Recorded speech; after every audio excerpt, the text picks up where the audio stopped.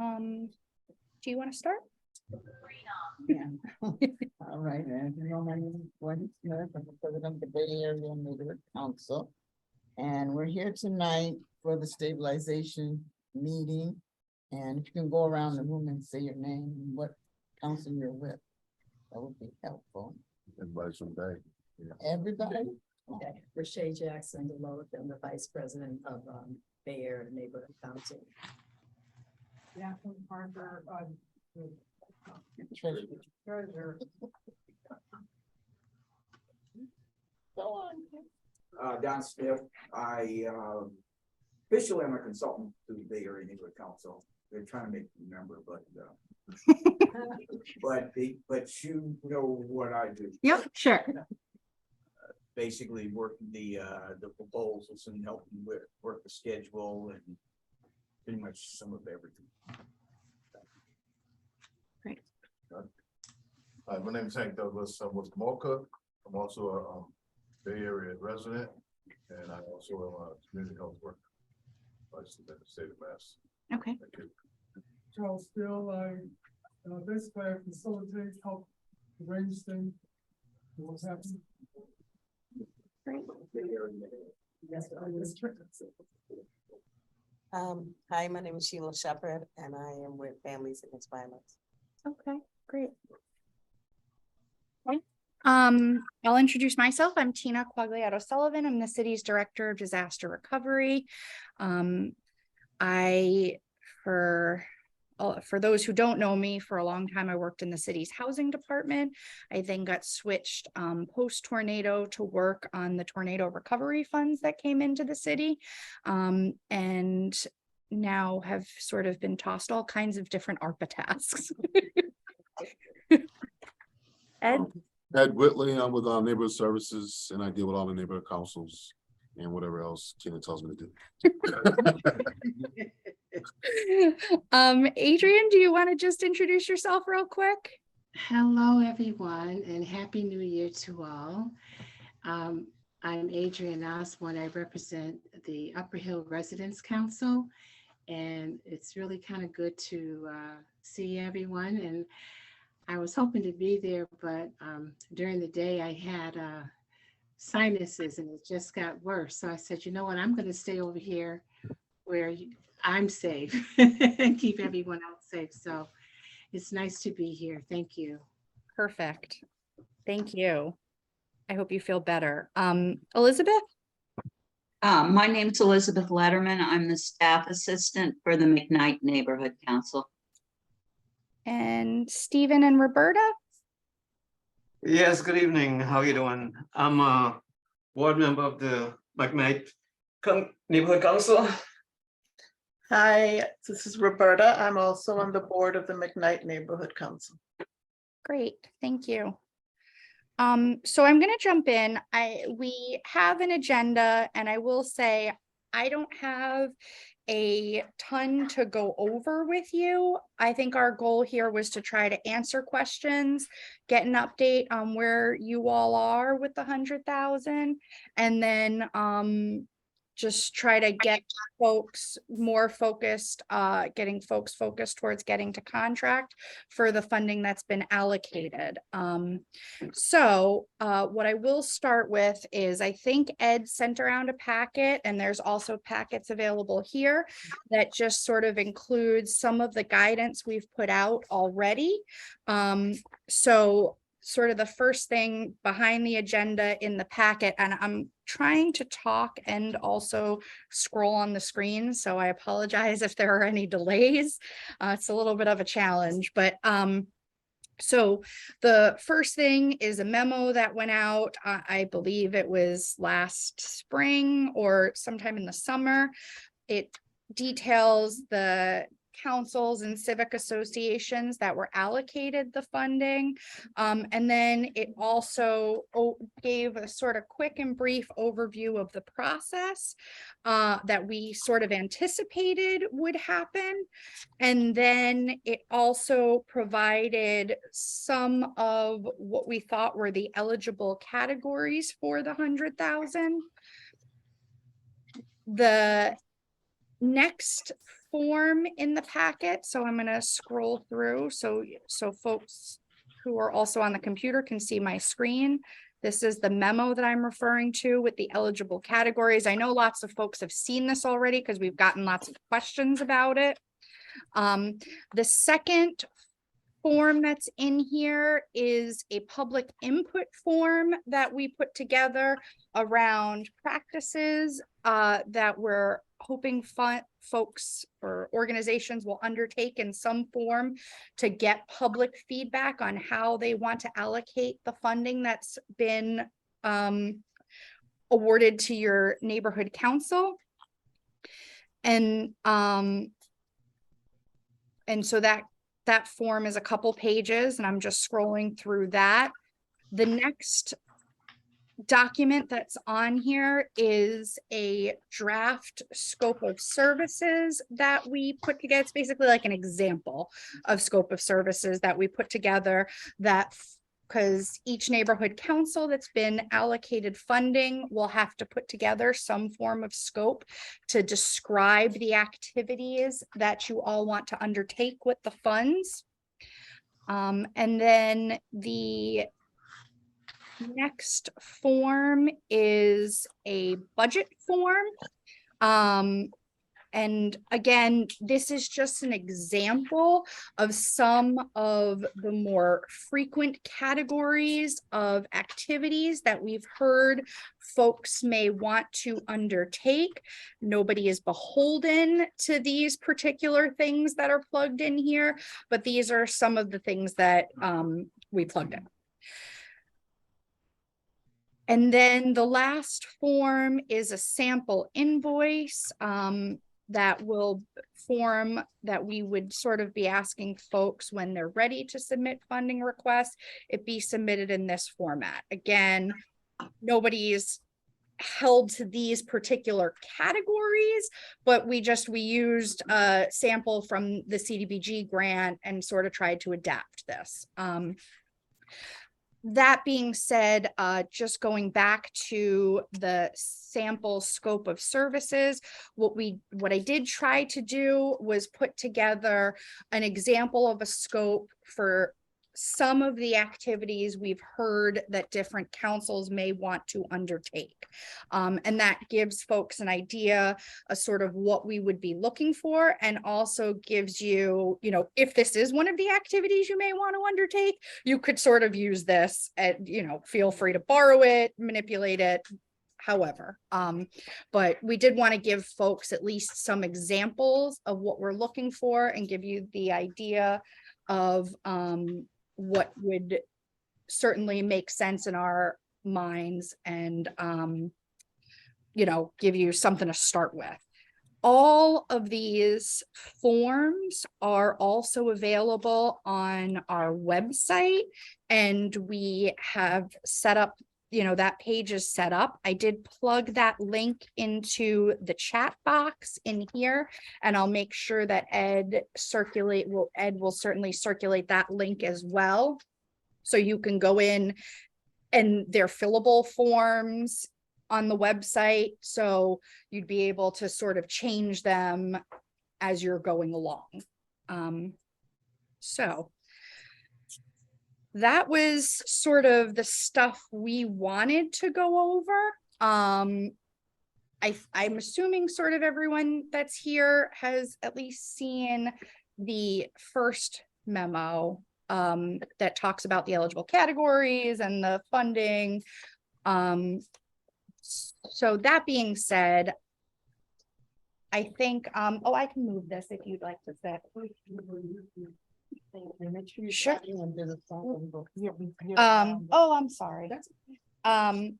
So that being said, I think the goal here was to try to answer as many of your questions as we could about the funding. And certainly if there are questions that we can't answer, we'll try to get you some answers. And then from there, I think we also just wanted to get an update from each of the neighborhood councils that are in attendance about where you kind of are in the process, and go from there. So I think I see a hand. I see Adrian from Upper Hill. The only question I have at the moment is deadline for submission. That's one. Because the other thing I just wanted to comment on was the categories that you offered are really exceptional in terms of kind of narrowing things down. And I guess the only thing would be the deadline for submission. And would it be the entire packet would be Sure. submitted to your office? Okay. So in terms of deadline for submission, we haven't set a specific deadline. All of our funding has to be under contract by 2024. That being said, we are urging councils to try to get funding requests into us as soon as possible. I think, as always, when there's a big pot of funding, if folks are seeing that funding isn't getting allocated or folks aren't moving on that funding, there tends to be a thought process behind it. Well, maybe they don't really need the funding if they're not asking for it or they're not looking to get it under contract quickly. So we do believe there is a need for it. We think everyone wants it. We think everyone wants to spend it. It's just everyone's trying to get their ducks in a row about how we can move forward and spend it.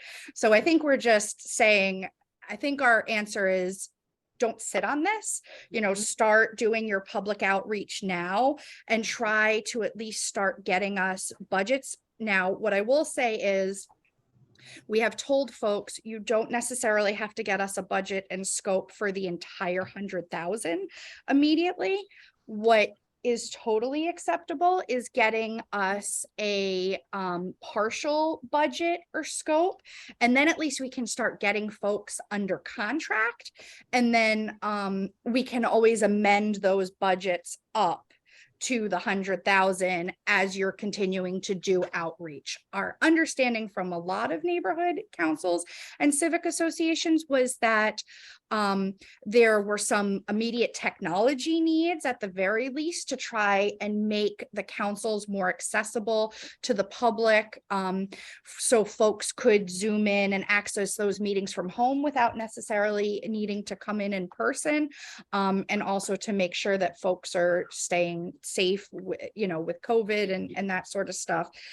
So certainly if councils have those sorts of requests ready, and have discussed them at their meetings and their board has voted on them, definitely get them into us. Don't wait.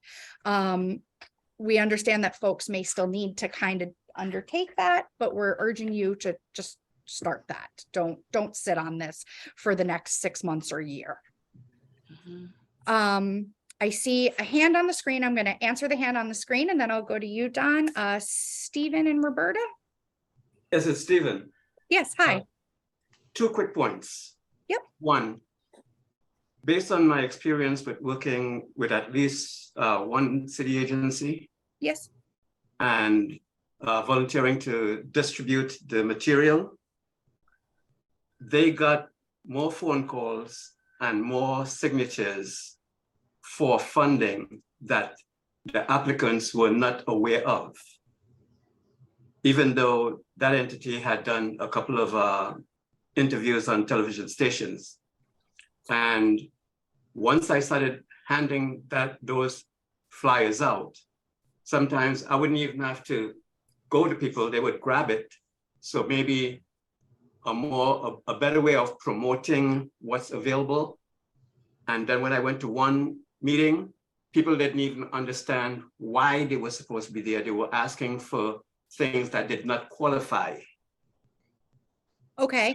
Those are 2 things I think you really need to pay attention to. So I think, our role is to communicate this out to the neighborhood councils, and the neighborhood council's role is to engage and outreach to their residents to get an idea of what folks would like to see in their neighborhood. I think we're trying to give neighborhood councils buckets of categories that we believe the funding is eligible for. But we're also trying to give neighborhood councils the flexibility to do projects or utilize the funds in a way that is responsive to the needs of each neighborhood. So I understand. I think what you're saying, I don't know, maybe what you're asking for is more detailed categories, is that, or maybe they're looking for clarifications on certain categories? Well, let me just make one reference. Okay. The city has an ongoing lead abatement program. Went around and distributed in the area and outside of the area. And people didn't even realize that funding was there. So even though the neighborhood outreach may be limited, I think there could be a more aggressive way to get the information out, because people were like, this funding is available, but I have lead. Yes. Sure. So, and I guess to be clear, this is funding that's been allocated to neighborhood councils to sort of figure out what would be responsive to each neighborhood's needs. So yeah. Tina, if I could ask a related question and Sure. perhaps it would address this. One of the things that we understand is not eligible Mhm. is a category that we might call beautification. Yep. Okay. Yet in the scope, one of the examples is flowers. Yep. But which is beautification. But Sure. it's flowers in front of businesses to encourage people to Sure. go to those businesses. Sure. And you know, I So should say, encouraging business activity is eligible. But I think there's perhaps a need for more information from your side in how to make that distinction, because it gets confusing sure. when, when Right, we okay. see that kind of thing. So a Sure. little more clarification of the fuzzy areas might Yes. be. Okay. So yeah, helpful. I should say, we've tried to give wide buckets. The rule from the Treasury, there are gray areas. And so we're trying to make as much eligible as possible. I have gotten a question from other neighborhood councils about this specific flower basket issue. And so we do think flower baskets in commercial sort of neighborhood business districts would potentially be eligible. And the way we think that that is eligible, so the way it was phrased to me from another neighborhood council was, can we do it as a gift to businesses? And I said, no, but what we could do is, if it's framed in the fact that businesses typically donate money for those flower baskets, but obviously they can't do that because of the ongoing constraints to their financial resources due to COVID, then yes, we think we could make it eligible. I also think it's eligible if what you're saying is, we're trying to improve foot traffic. We're trying to get folks walking around neighborhoods, and this improves that pedestrian experience. So I think part of reminding everyone is this is ultimately funding that was allocated to the city for the purposes of responding to the COVID-19 harms and impacts in impacted neighborhoods. So everything that we're doing has to sort of be framed within that lens. And so that particular beautification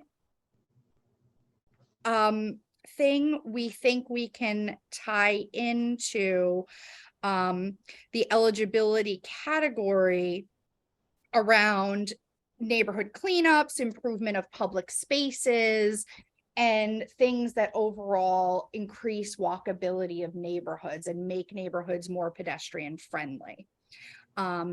I understand that that's a little nuanced. I'm certainly happy to take another look at sort of what we've outlined as eligible categories and try to plug in a little bit more of that nuance for folks, if you all think that's helpful. Does that somewhat answer your question a little bit?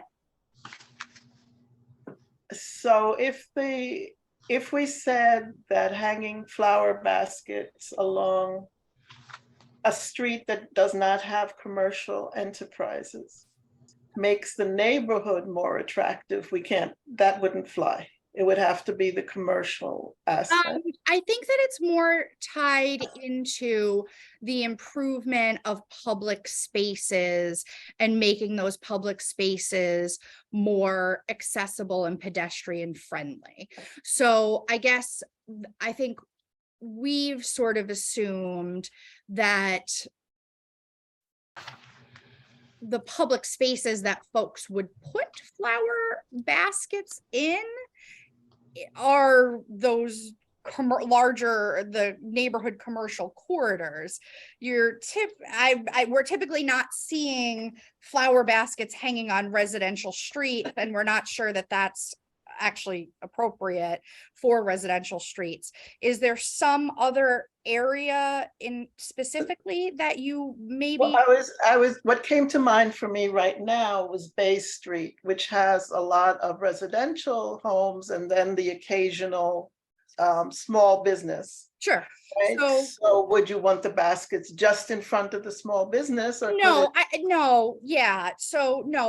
guess I would view Bay Street as a neighborhood commercial district, right? That's where really the commercial part of McKnight, where a lot of what exists in terms of commercial businesses in McKnight, that's where they are. So no, I think Bay Street is fine. I think if you're looking to put flower baskets up on Bowdoin Street, right, that gets kind of funny and doesn't really make a lot of sense. Does that answer the question better? Yeah, and Okay. then I just had a question about to follow up on the one about deadlines. Yes. I understand that the deadline for contracts is 2024. Yep. Is it the same as the deadline for expenditures under the contract? No. So, ARPA funds overall have to be spent by the end of 2026. And so expenditures could go into 2026. We obviously, we have to close out grants, we have to get paperwork ready. So we wouldn't I'll call be, you back. I'm on a Zoom call. sorry, we wouldn't be allowing folks to make expenditures up until that end deadline, right? Because otherwise the Treasury comes in and sweeps the funds like the next day, right? So if the deadline is December 31st, 2026, they have the right to come in January 1st, 2027 and sweep whatever's left. So we have to make sure that there's enough time for us to get invoices, to process it, to make sure all the supporting documentation that needs to be there, that would be required, but if an auditor came in. So our deadline for expenditures will likely be prior to December of 2026, but I would expect the final deadline for expenditures should be sometime around the middle of 2026. Does that answer that question adequately? Yes, thank you. Okay, perfect. Don, I think you had a question? Yes. Okay. Do you want me to move on to the next person and come back? So I'm ready for the. Okay, the next perfect. one. This was regarding the equipment. Okay. Technology. So in this format, you're listing the top level general things such as computers, printers, whatnot. Sure. Now, but I'm assuming that so the supporting data, the quotes, you have to have specific information such as make, model, et cetera, of course, price. Yes. Okay, and that can come on in any form, a quote from a particular company or out of a catalog or whatnot. Is that adequate, considered adequate? Yeah, so I think you actually brought up two good points that are worth touching on. So yeah, I think when you're getting quotes for specific purchases, you want it to have as much detail as it can have, right? You're justifying, or I should say, we're justifying on the back end when the feds come in and audit us, that all of the funding we're putting out on the street was for legitimate expenses. These are what those expenses are. This is the exact, if you want to go see to make sure that this equipment exists in the place that we've been told it is, this is exactly the piece of equipment that you can find, and this is where it will be, right? So that's ultimately what we're thinking on the back end. So yes, I would get as detailed of quotes as you can. And the other piece is, for expenditures over $10,000, you're going to need to get multiple quotes. So you want to be sure that when you're getting those multiple quotes, that you're comparing apples to apples and not apples to oranges, right? You want to be getting the best price for whatever you're purchasing. And you want to make sure that when you're asking for those prices, what you're asking for and the prices you're comparing are the same things.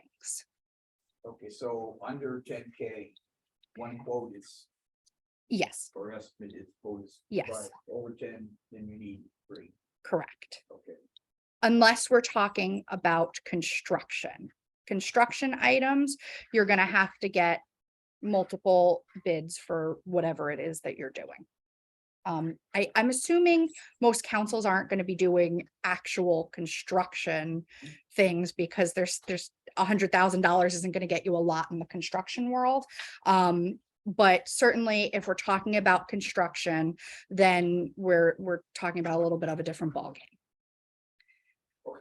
okay, so that being said, whether it be technology, I'll stick with the technology just Yep. for a moment. Let's say, you know, whatever, let's say it's a printer. Yep. And let's say the manufacturer says it's good for 2 years and it's gonna crap out.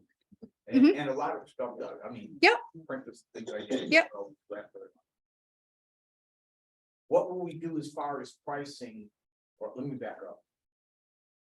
My thought was that we could submit for technology. My understanding was as a separate bid from the funds for programs, events, workshops, those types of things. Mhm. So if I remember correctly, and so we can submit that for technology all by itself.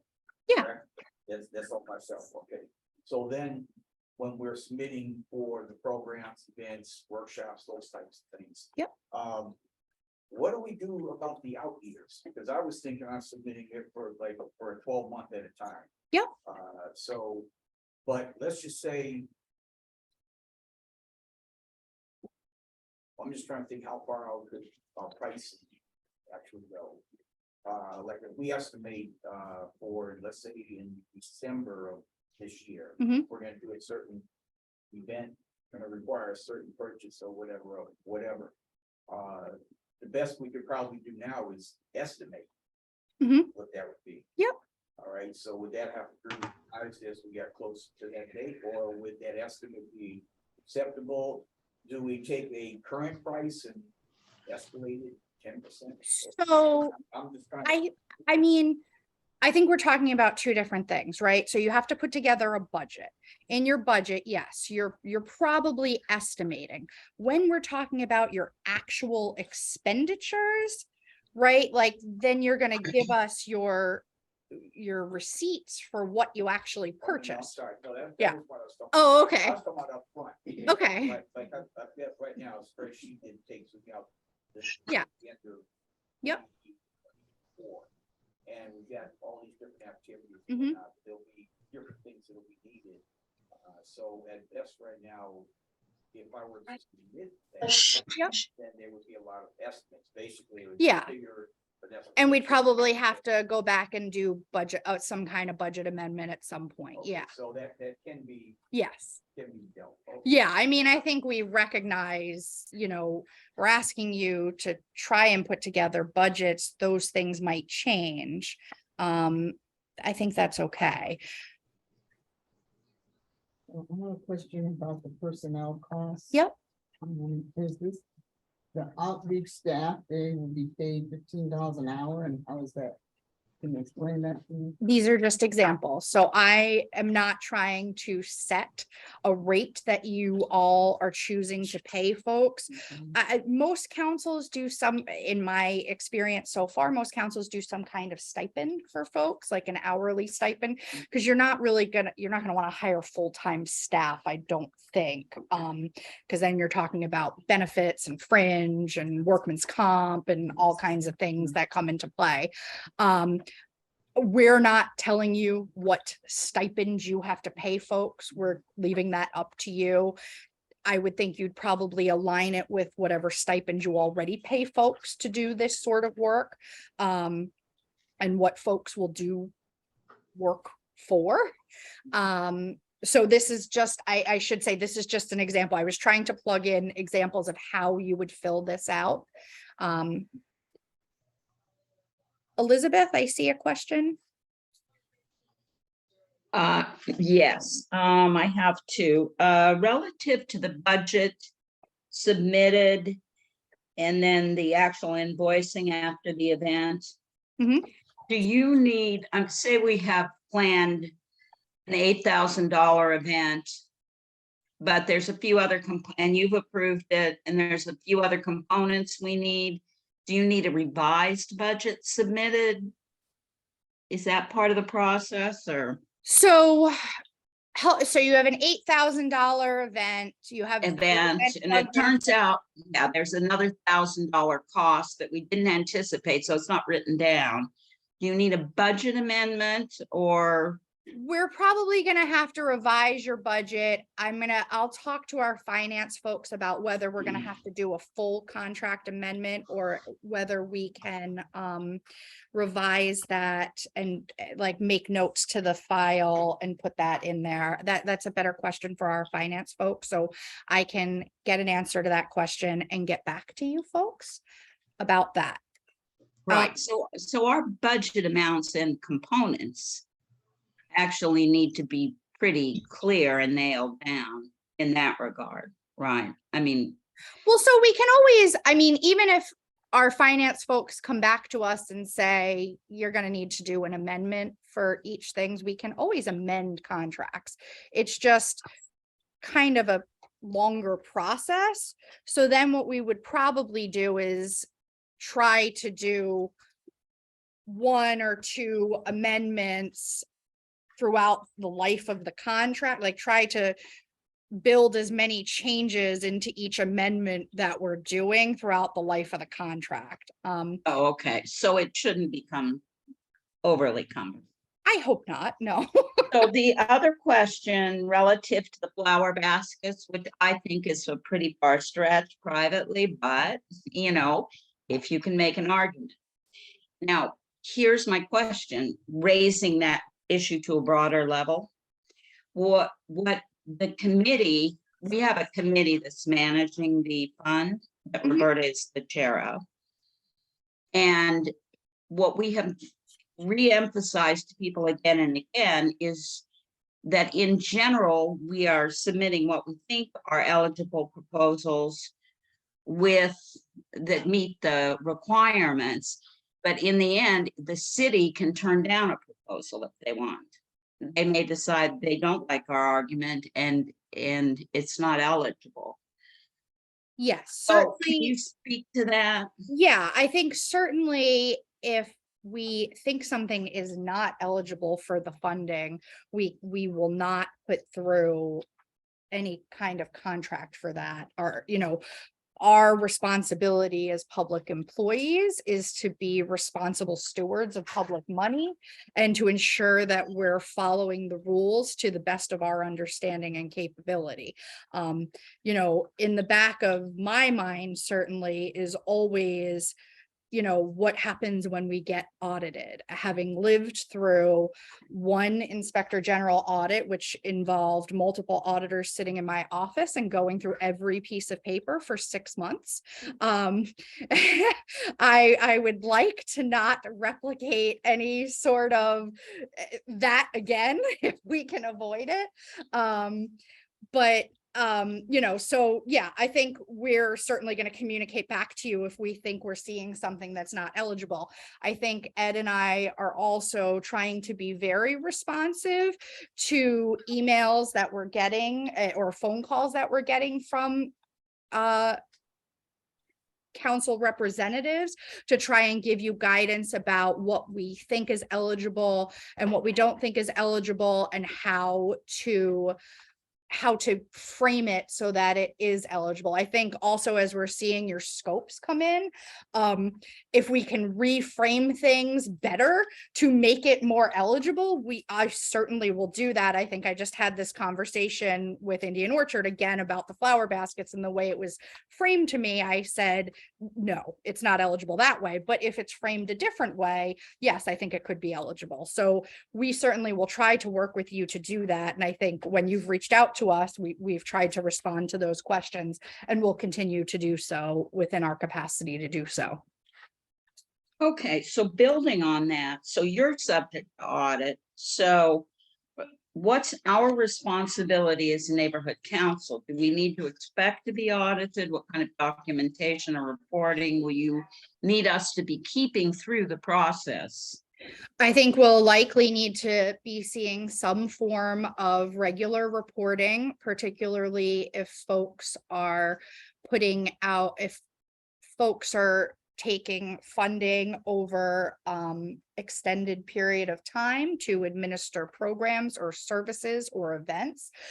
I think for neighborhoods that get CDBG funding, which I think everyone on this meeting does, it's going to be fairly similar to that process. This funding was allocated through the CDBG entitlement formula, and a lot of the rules fall back on the same rules that guide CDBG grants. Additionally, the procurement and financial management of ARPA funds is the same uniform statute that guides CDBG fiscal policy as well. That is the same uniform guidance that guides all federal funding.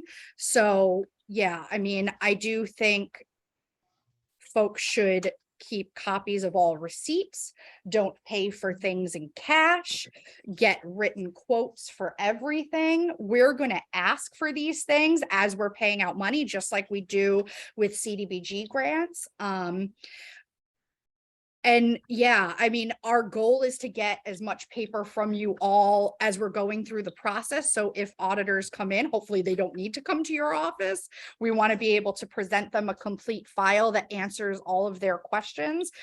The more auditors dig, the more they try to find problems, in my experience.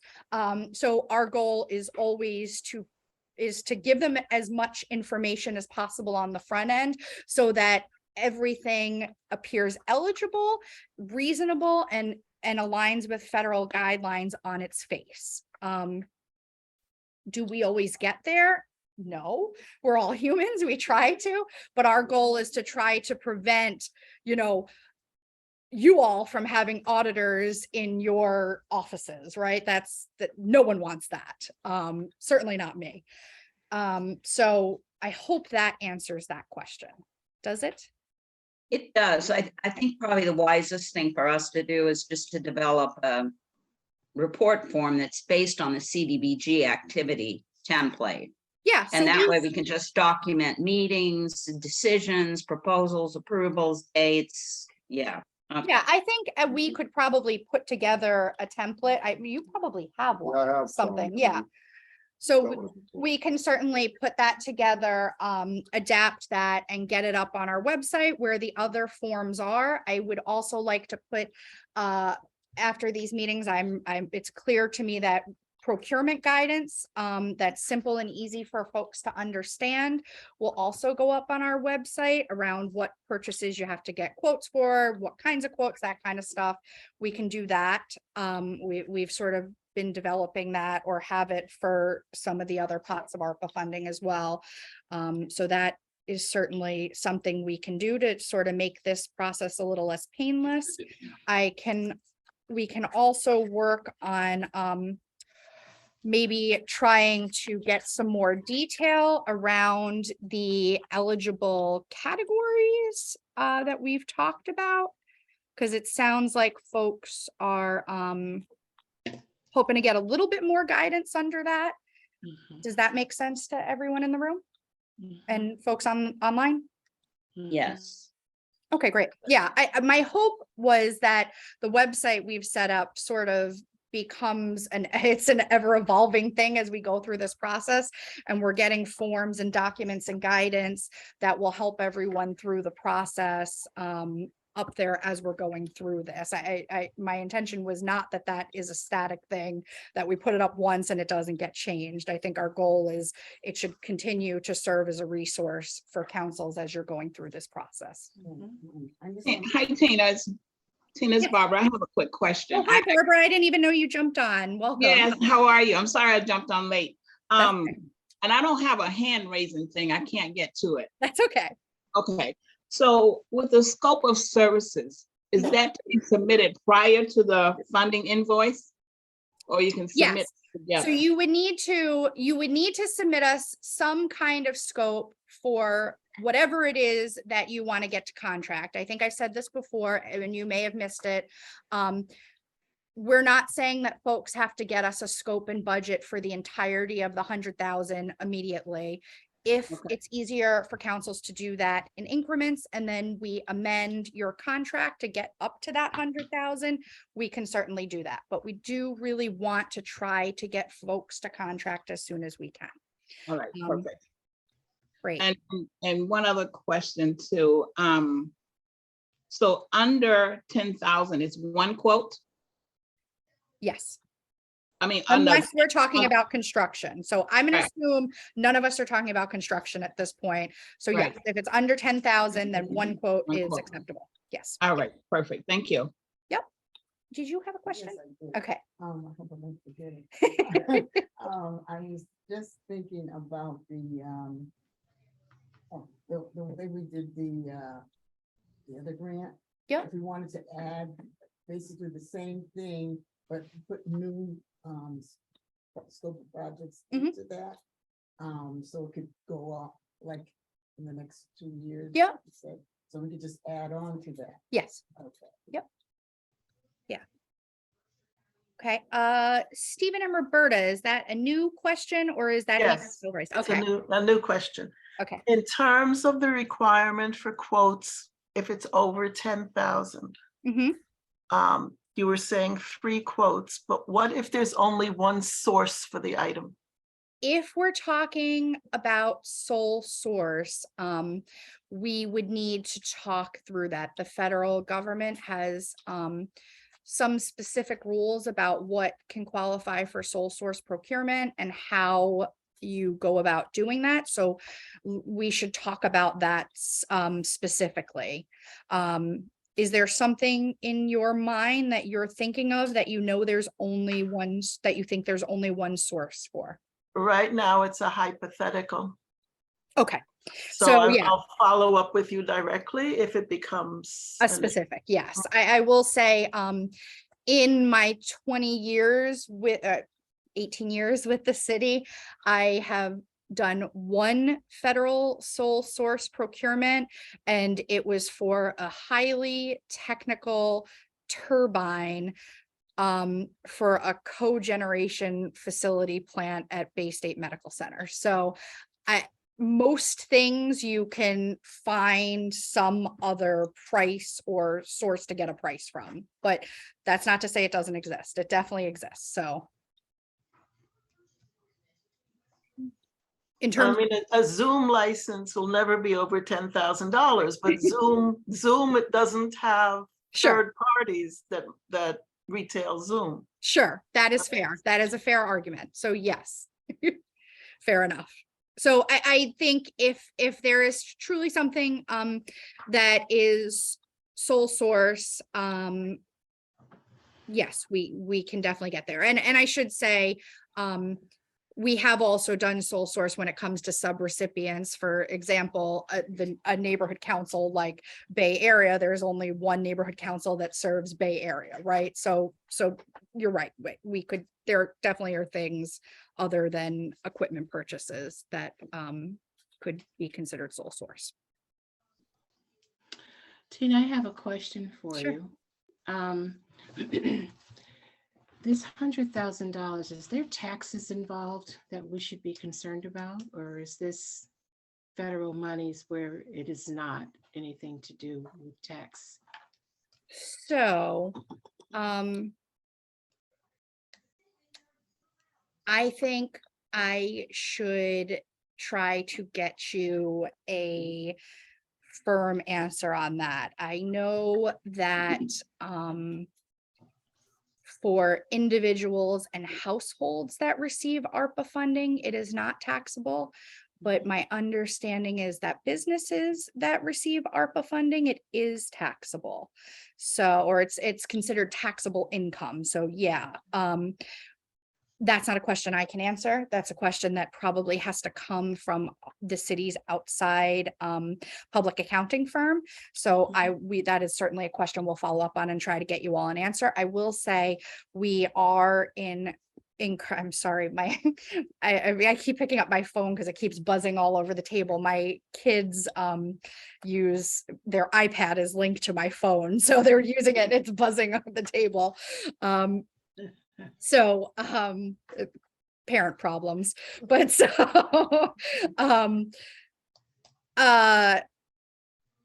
definitely we'll get you a more direct answer on that. What I will say is we are encouraging councils to include in their budget some professional services. So things like lawyers' fee, you're probably gonna want to have you may want to have some kind of attorney or someone that you can consult for questions like this. The other thing is insurance. You're going to have insurance in order to enter into a contract with the city. Folks that receive CDBG funding should be familiar with that, but that is eligible. So you're going to want to include that in your budget. So whatever your cost is to be insured to the city's contract requirements, I would recommend working those sorts of professional services in. You may also want to include some sort of cost for accounting, right? Particularly if folks are 501c3s or 501c4s that have to file documents with the federal government around income and revenues and whatever you're receiving. I would recommend working some of those costs into your budget. So no one's taken by surprise. In terms of taxable income, we'll try to get an answer on that if we can from our outside tax firm. Thank you. Sure. Other questions? No. Okay, great. So I hope this has been helpful for everyone. I think it would be helpful to just get an update from each of the councils that are on the call about where you all stand. What we discovered in the meeting we did last week was each council that was in the room was at a totally different point. So I'll start with Bay since you guys are right in front of me. Speak to my consultant. I know what I want to say. I think I have some. And if the answer is you're nowhere near a contract, that's an okay answer. We just want to have an idea of where you're at. No judgments. Just the programs out, I haven't done a thing in this for the last 5 weeks. Okay. My father's illness. But, Totally understand. What we have so far, we do have the technology list of specific items, starting getting the pricing. Some of the items are probably a third way to do that right now.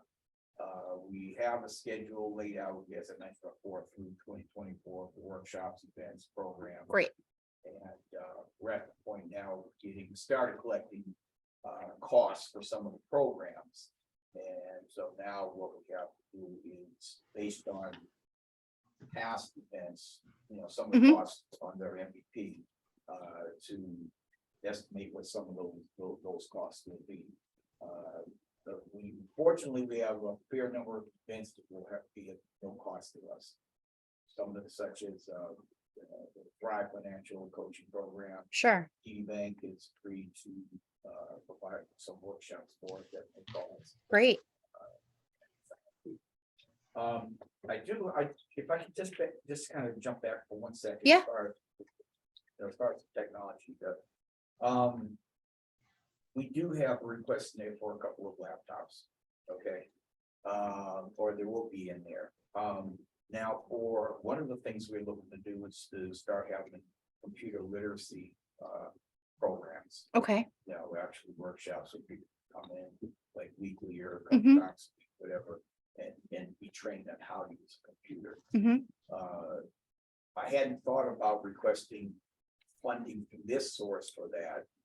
I was actually looking at going to another source to see if we can get donations. 10 laptops. Okay. What might your recommendation be? I mean, if we can do that, obviously, that would be great. But if that didn't apply, would we be able to attach something, submit something to that effect? So I think those are things that are listed in the eligible categories. So I'm looking at one that says activities, programs, workshops that will increase financial literacy among impacted residents. I think that would totally be acceptable. I think obviously, again, keeping sort of that federal auditing thing in mind, we wouldn't want to be sending laptops home with members of the public that then disappear, right? Public funding, want to make sure that whatever we're spending the money on is publicly accessible and stays publicly accessible and doesn't go home with anyone and disappear. But yes, I do, if you're asking me if I think that's an eligible expense, I do. And it is included in our list. Also, activities, programs, workshops that would increase digital literacy among impacted residents is also something that's on the list, so. Yes. Also had the drug rehabilitating mentorship. We have that program and fathers, nurturing fathers. Okay. We have booklets that we need to order. Okay. So we need to get that. Okay, so that sounds to me like it's the father's program sounds like it's health, mental health Yes. sort of related program. Yeah. Sure, yeah, I would think that would be eligible. I also have, I have a chair aerobics class, like a chair Mhm. yoga, Mhm. for health. Yeah. And the senior women, and also we want to start a dance. Yeah. For exercise and also healthy cooking. Yep. So those are all things that we think would be eligible. I'm assuming they'd all be open to neighborhood residents. So yeah, I don't think those are issues at all. It sounds like you guys have already started putting together a list. It sounds like these are probably things that have already been discussed at your neighborhood meetings and that you've already gotten some level of public input, right? Because that is, we are going to want folks with budget requests to be submitting the form regarding when your public meetings were held, and how you advertise those to make sure just that we're getting public input on how funding is being spent. And we did hold our public. Okay, perfect. I was Great. there for that. So then I think in terms of status, I'm going to jump to McKnight. Does someone from McKnight just want to speak to where you guys are at? Yeah, it's Roberta.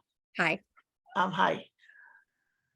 The first thing was that we had set up an ad hoc committee to work specifically on this. The committee is made up both of board members and non-board members who are McKnight residents. It was pretty much whoever volunteered. We sent to solicit ideas from the McKnight residents in general. We sent out emails, we sent out a newsletter, we put it on our Facebook page as well as our website. And then also solicited at our monthly meeting, I think it was the September meeting. As a result of that, we received 30 project ideas.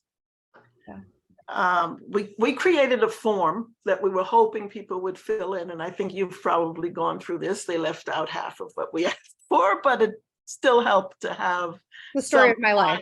kind of form. The committee, the ad hoc committee then met, and we just went through to decide what we thought was eligible and what was not eligible. We didn't prioritize or decide on feasibility or whatever. And then a few weeks ago at our January meeting, monthly meeting that was open to all of the McKnight residents, we presented all 30. We explained why we felt certain things were not feasible and why other things were feasible.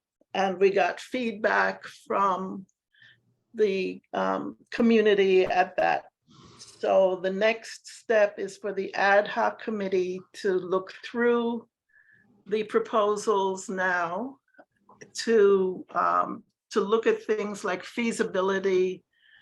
What are priorities? What were the things that the community felt was most important? Also to consider other sources of funding, because some of the ideas may be eligible for CPA funding or some other funding, because $100,000 can go very quickly. Sure. And just And to remind folks, I believe the CPA grant deadline, I think I got an email earlier in the week. I want to say it's the end of March for this year. So just so folks are aware of that, if that's thank you for something that. that you're pursuing. And to do an initial costing, and we would bring that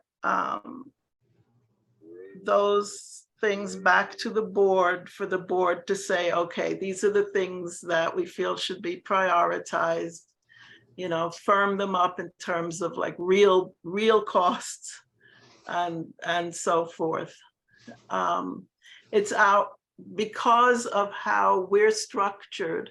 It's the board that would make an actual decision on what things go forward. It would not be the membership as a whole. But we would continue to report back to the membership and get feedback. You know, we want the process to be as transparent as possible.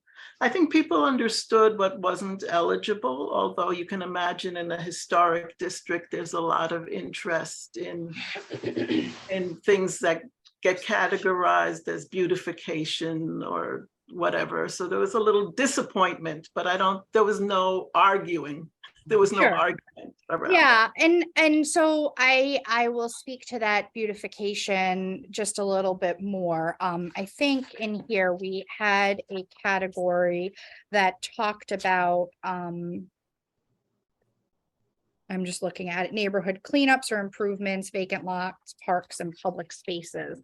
And so I think it might be helpful if I just give everyone some background on what we're thinking fits into that and what doesn't.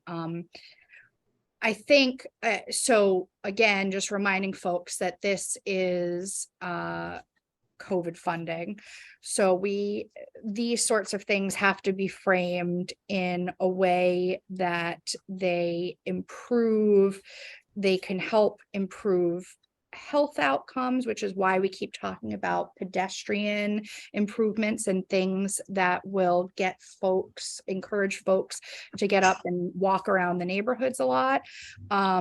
It's also why parks are on here. So improvements in public park spaces that encourage neighborhood residents to utilize those parks and public spaces, programming in those public spaces, again, to activate them, are things that we think would be eligible. The other thing that we believe is eligible sort of under this public improvement are cleanups. That also goes towards environment, improving the environment, the built environment, and improving health outcomes for neighborhood residents. And then the other piece that we talked about were parks is things that would improve public safety, sort of in those spaces as well. So, lighting improvements, again, things that just make neighborhood public spaces more attractive and likely for folks to utilize them to improve their health outcomes and walk around. So that's really how we got there. And that's where we're trying to gear everyone to kind of go towards in that category. Does that make sense? Mhm. Okay, Yes. great. Could you just expand on signage? Because I think that was one of the things that a few people suggested was historical signage. So I think historical signage is I'm not sure how we're getting there. I think we talked about facade signage, lighting improvements to council buildings or things that would improve access to neighborhood councils. Again, and the way we've sort of framed that for eligibility purposes is that neighborhood councils are often the primary method of two-way communication between the government and public services and neighborhood residents. So anything that improves access to the councils and to government services or public services for neighborhood residents, we believe is eligible. So historic signage that is gonna not really get to that, I'm not sure that would be eligible.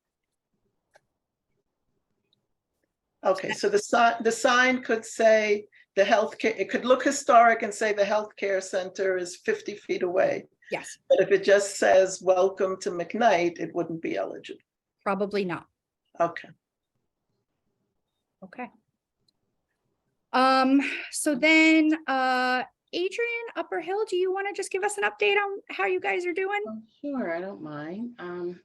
So you kind of covered some of the things that we had discussed in our prior meetings. And one of the things that we were talking about was, if you notice, there's a lot of fires in our neighborhood.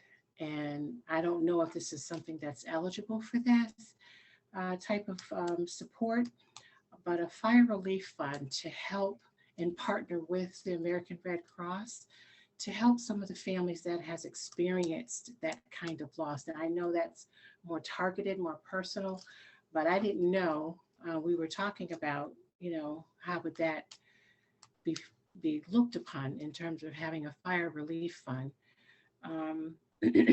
That's one. The other thing that we were talking about was looking at some of our existing parks that we already have. Now, of course, we've just done the Sambolin Park, but we also were looking at more lighting over there because it is quite dark, quite unsafe over there, having more benches so that, families can sit down or the elderly can sit or whoever would like to sit over there. That was also something that we were looking at. A lot of cleanups where there's vacant houses, where there's quite a few realtors or just, developers coming into the neighborhood, fixing up old properties that has been vacant for a while. But what I've noticed, and some of the residents has noticed, was that the debris is just left there. The house is still under repair, but it's just kind of left there, know. But cleanups, we were really looking at something like that. Gun Square Park, for instance. So there's a lot of families around Gun Square Park. And, even though it looks very nice, but we need to have more lighting over there. Probably some crosswalks that needs to be, because children go right to that park and, you've got traffic from everywhere. You've got Springfield College there, you've got AIC, you've got people from Mass Mutual traveling through the neighborhood. And I think when I heard about the signage, seriously, like slow down, that kind of things, because those kind of things are really impacting, the quality of life that we have. Sure. And that's just from talking to the residents from last year. But what we do plan on doing is doing more reach out, because we need to be more visible. Upper Hill is not visible in terms of where people can actually come and set up shop and that kind of thing. So we're looking to do that, because I would like to see where the residents could come in and, they have office hours, and I'm looking at what you offer in terms of that type of opportunity, because Upper Hill has never had a place where they could actually go. We've always partnered with, some of the colleges around here, or Springfield Neighborhood Housing Services, or even AIC, that we've had meetings over there, but we really need to have an established building that would represent where the residents can go. Okay, so it sounds like a couple of the things that you're outlining are, so signage for pedestrian safety, lighting in public spaces. We do think all of that is eligible, but it sounds like those are probably things that the city would actually do. And Mhm. I'm assuming Upper Hill isn't looking to actually install lighting in parks, correct? That you'd want the city to do that, and that's okay. That you would sort of allocate a portion of the funding. You guys would talk about allocating a portion of the funding to allow a city department to carry out that project on your behalf, right? Mhm. Okay, so then we'd kind of have to loop in the Parks Department or DPW, depending on what the improvement project we're talking about is, just to sort of figure out what the actual cost would be and if those things are possible. Which I think we can do. We just wanna, sure. We just wanna make sure that you all are aware that that would happen, right? For those types of projects. Okay, well, you know what happened, Tina? You kind of froze, and then Sorry. I didn't hear part of what you said. Okay.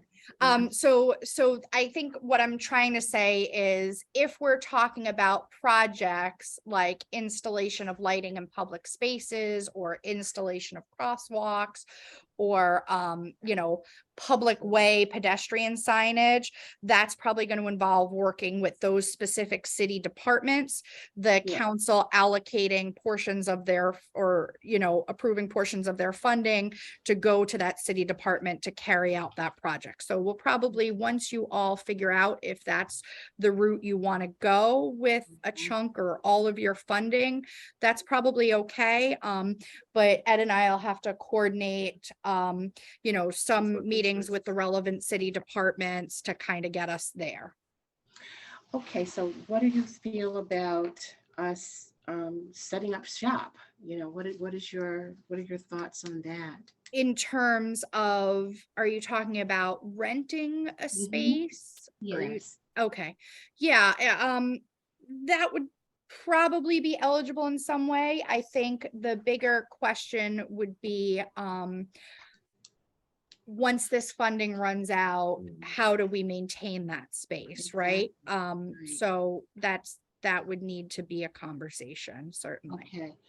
Well, one of the places that we were thinking about, and I know that by having the Howard Street School, actually partnering with DeBerry, utilizing that site to do that, because it's centrally located.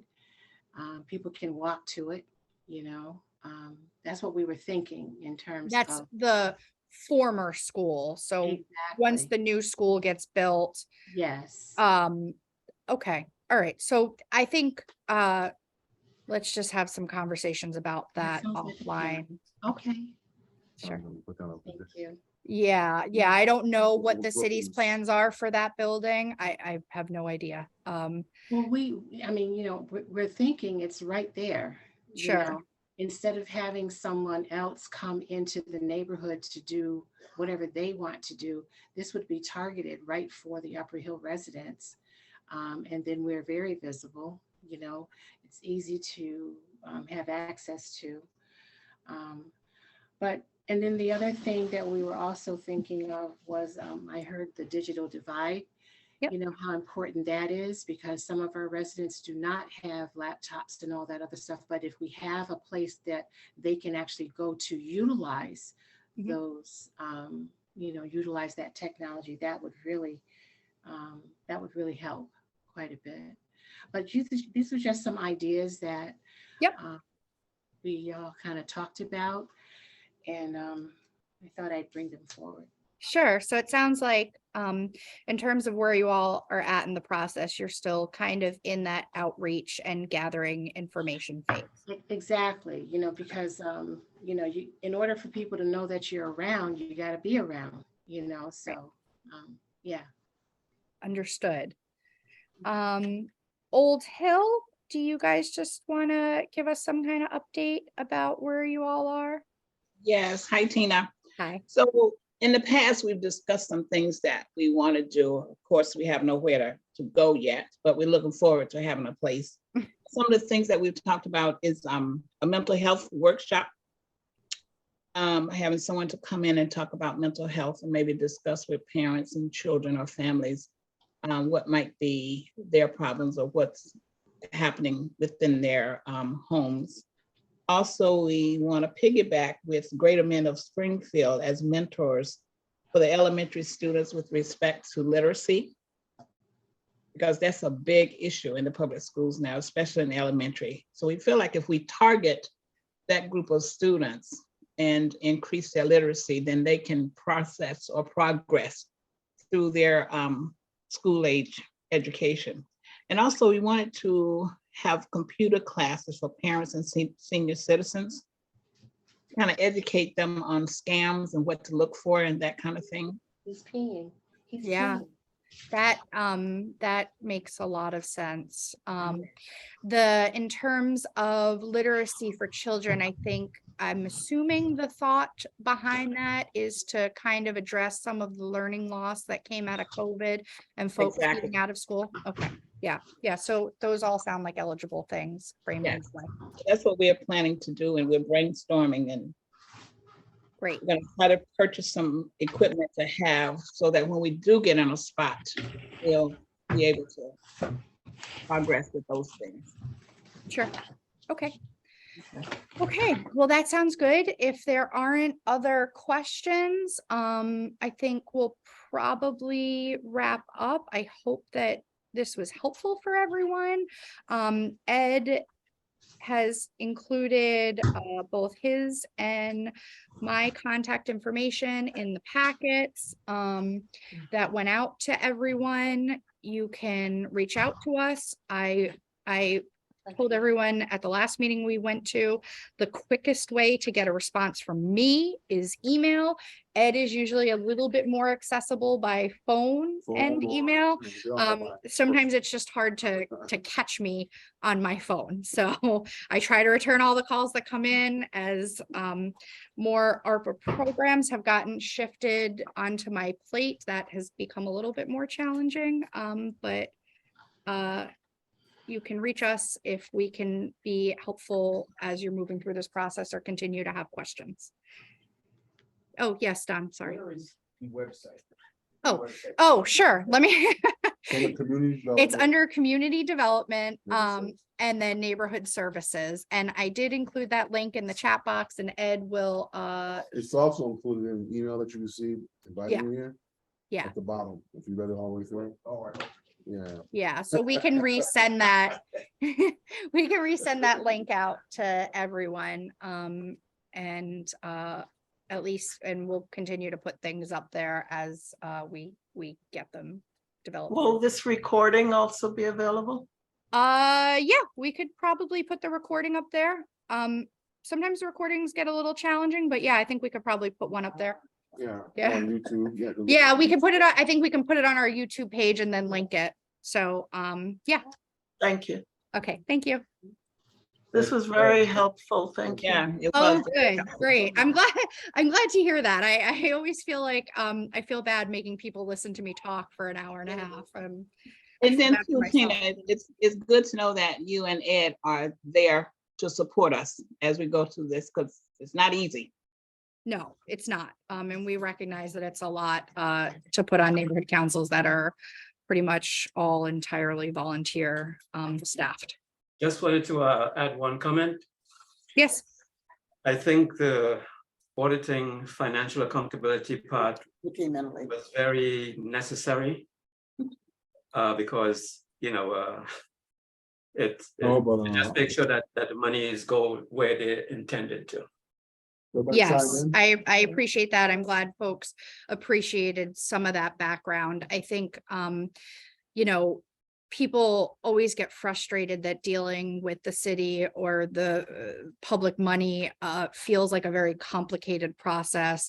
And, you know, the reason why it's often complicated is because on the back end, we know that we're going to have to justify every dollar spent to auditors, and we're trying to do that as much as we can as the money's going out the door, so that 2 years from now, we're not scrambling to try to find a receipt for a laptop that was purchased 2 years earlier. So I appreciate that. Thank you, folks. Have a good night. Yes. Did you change this, Oh. what names you see on Zoom? Oh, yes, yes, I'll do that now. Thank you. Great, and, Elizabeth, do you have a phone number that you want to put on this sign-in sheet, or do you want me just to leave that? You mean for, They have a sign-in sheet here that they're asking for, me to just put everyone's name. Oh, Ed's saying he has everyone's number, so I'll just put that oh, okay, online. Yeah, okay. all righty. Thank Thank you. you. Thank you. Thank you, thank you. Have a good year. Bye-bye. Everything. Tina, Yes. I just wanted to tell you, I headed an accounting department for a brokerage firm during 2 different SEC audits. So believe me, I know what you go through. Thank you. I legitimately still have PTSD from our last Inspector General audit, I will say. Good night, everyone. Good night. Right.